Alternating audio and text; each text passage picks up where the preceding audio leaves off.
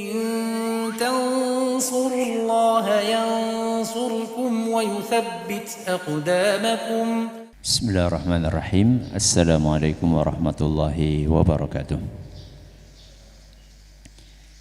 Alhamdulillahi wahdah, wassalatu wassalamu ala man la nabiyya ba'dah, wa ala alihi wa sahbihi wa man ittaba'a hudah ila yaumil qiyamah, amma ba'd.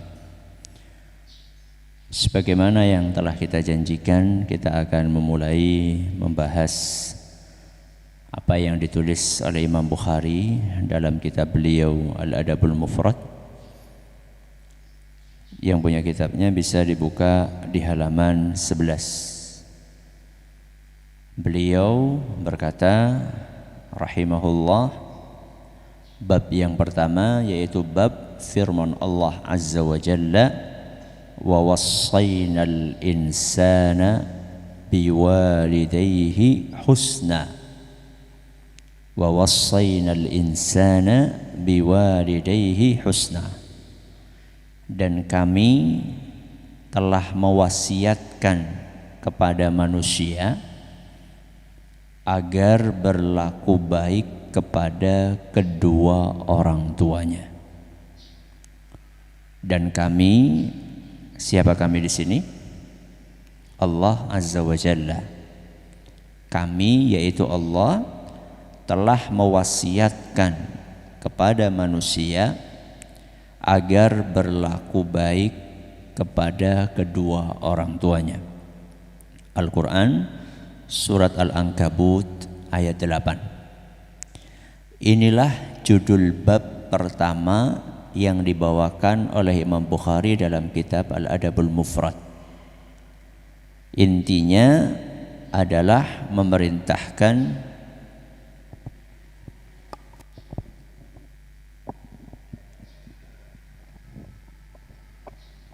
Intinya adalah memerintahkan kepada manusia agar berlaku baik kepada kedua orang tuanya. Sehingga bab yang pertama ini bisa dikasih judul bab berbakti kepada kedua orang tua. Nanti ada bab yang kedua, bab berbakti kepada bapak. Nanti ada bab ketiga, bab berbakti kepada ibu. Jadi sekarang di bab pertama ini khusus, bab pertama ini umum untuk membahas kewajiban berbakti kepada kedua orang tua. Dari mana kita bisa mengambil kesimpulan bahwa berbakti kepada kedua orang tua itu wajib? Dari firman Allah, wa wassayna, kami mewasiatkan. Jadi wasiat untuk berbakti kepada kedua orang tua itu dari siapa? Dari Allah. Ya. Kalau kita dapat wasiat dari orang tua, kita akan kepikiran terus kalau seandainya belum menjalankan wasiat tersebut. Bagaimana seandainya wasiat itu dari Rabbul Alamin, dari yang menciptakan alam semesta, dari yang menciptakan kita semua, yang memberi kita rizki. Mestinya kita harus lebih kepikiran lagi kalau kita belum menjalankan wasiat dari Allah Azza wa Jalla. Kenapa Allah mewasiatkan kepada kita untuk berbakti kepada kedua orang tua kita?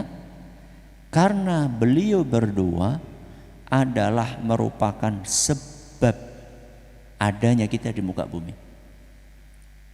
Tanpa kehendak dari Allah, kemudian sebab keberadaan ayah dan ibu kita, gak mungkin kita ada di muka bumi.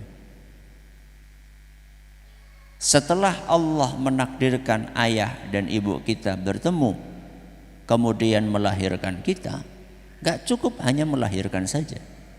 Setelah itu ayah kita capek untuk bekerja membiayai kita. Ibu kita capek untuk merawat kita. Dan mungkin bukan cuma anak satu kita saja. Mungkin saja punya 7, 8 anak. Dirawat oleh satu orang ibu. Anehnya begitu anaknya besar-besar 7 orang merawat satu ibu, saling lempar tugas. Satu orang bisa merawat berapa? 7 orang. 7 orang tidak bisa merawat satu orang. Makanya Allah Azza wa Jalla memberikan wasiat. Wa wassaynal insana biwalidayhi, kepada kedua orang tuanya husna.